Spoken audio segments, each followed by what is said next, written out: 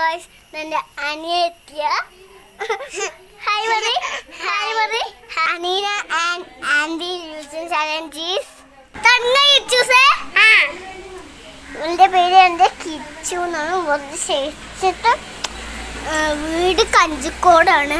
എൻ്റെ ശരിച്ചത് വീട് പുതിയ വീടാണ്. ഇപ്പോൾ ഞങ്ങൾ രണ്ടുപേരും തറവാട്ടിലാണ് വന്നിരിക്കുന്നത്. അപ്പോൾ നമ്മൾ ഡാൻസ് കളിച്ചല്ലേ കിച്ചു? അപ്പോൾ ഞങ്ങൾ ഡാൻസ് കളിച്ച കം